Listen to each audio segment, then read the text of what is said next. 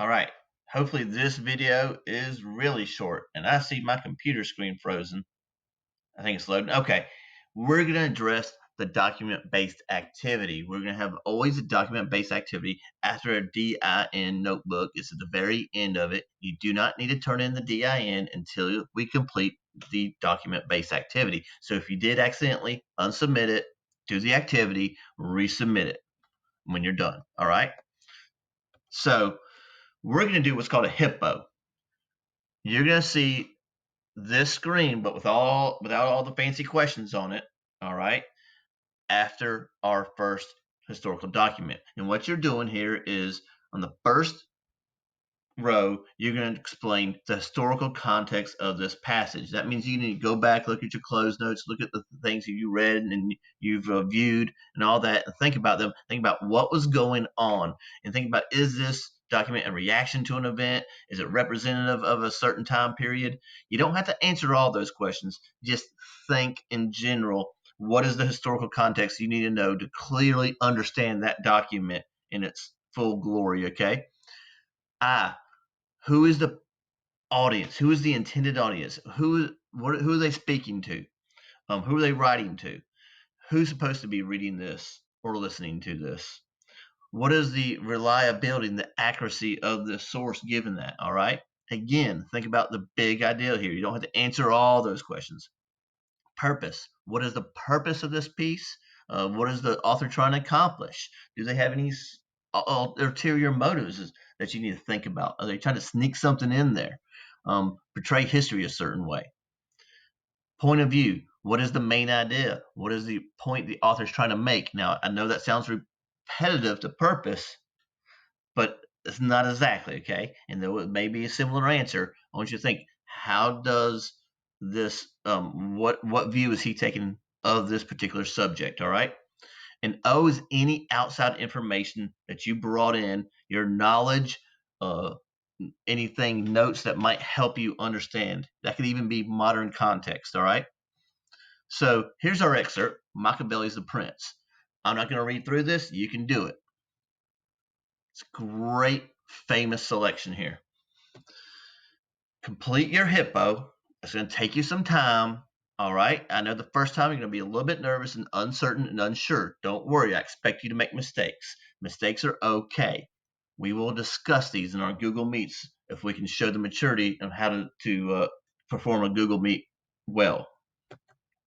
Now, one more thing we're going to do, a paragraph responding to the same passage this time. Now, a paragraph writing format is quite simple. Minimalistically, you should think of 4 sentences in a paragraph. Minimal, all right? Follow this procedure and you will write a good paragraph, okay? M, meet, M, main idea. E of your meet, example. What is the historic example? If you don't have a historical example when you're explaining or you're providing some evidence and answering something, your paragraph is no good. You did a terrible job. You got to redo it. Meet. Second E.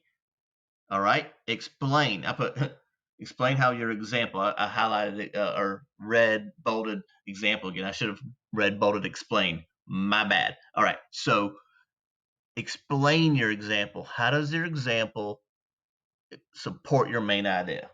That's where your real true thinking and your intelligence is going to be put. All right. That's in those sentences or sentence. Sometimes it's a sentence, sometimes it's 2 or 3. All right. So meet. Again, going with that Roadrunner theme, meet. The final thing is this, idiot proof it for me. Make your point firm and clear at the end. People say your first impression is the most important. No, you remember people by the last thing they did or said to you. Your point needs to be clearly and firmly stated at the end of a paragraph. Is that clear? Did I stutter? No.